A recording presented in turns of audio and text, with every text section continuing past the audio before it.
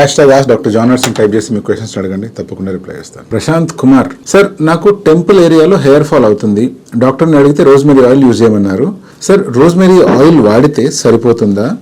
మినాక్సిల్ 5% with finasteride use చేయాలా? మనం చాలా మందిని గమనిస్తూ ఉంటాము, బాల్డ్నెస్ వాళ్ళకి రాకుండా టెంపుల్ ఏరియాలో థిన్నింగ్ అయిపోతూ ఉంటుంది. అంటే ఈ టెంపరల్ పాయింట్స్ ఏవైతే ఉంటాయో అవి థిన్ అయిపోతూ ఉంటాయి. కొంతమందికి ఈ టెంపరల్ పాయింట్స్ మాత్రమే కాకుండా ఈ సైడ్స్ కూడా కొంచెం లోపలికి పోతూ ఉంటాయి. ఇటువంటి సిచ్యువేషన్లో అది బాల్డ్నెస్సా కాదా అనేటువంటిది నిర్ధారించడం చాలా అవసరం.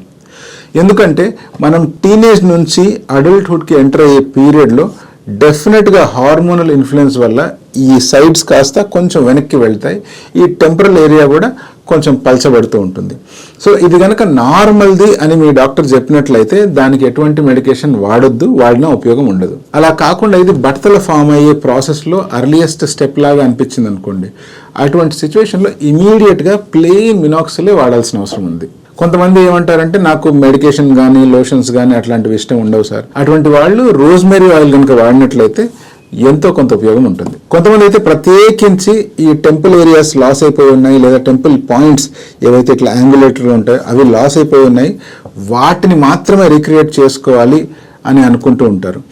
సాధ్యమైనంత వరకు వాటిని రీక్రియేట్ చేసుకోకుండా మెడికేషన్ ద్వారా కానీ మ్యూజియోథెరపీ ద్వారా కానీ దానిలను గ్రో చేసుకోవడమే మంచిది. ఒకవేళ మీకు ఈ టెంపుల్ పాయింట్స్తో పాటు స్కాల్ప్ హెయిర్ కూడా ఫ్రంట్ హెయిర్ లైన్ లాస్ అయిపోయి ఒక హాఫ్ మూన్ షేప్లో కంప్లీట్గా లాస్ అయిపోయింది అనుకోండి, అటువంటి సిచ్యువేషన్లో మీ ఏజ్కి తగ్గట్టు ఈ టెంపరల్ పాయింట్ని హెయిర్ ట్రాన్స్ప్లాంటేషన్ ద్వారా క్రియేట్ చేసుకోవచ్చు. అంతేగాని ఓన్లీ టెంపరల్ పాయింట్స్ కోసం మాత్రం హెయిర్ ట్రాన్స్ప్లాంటేషన్ చేయించడం మంచిది కాదు.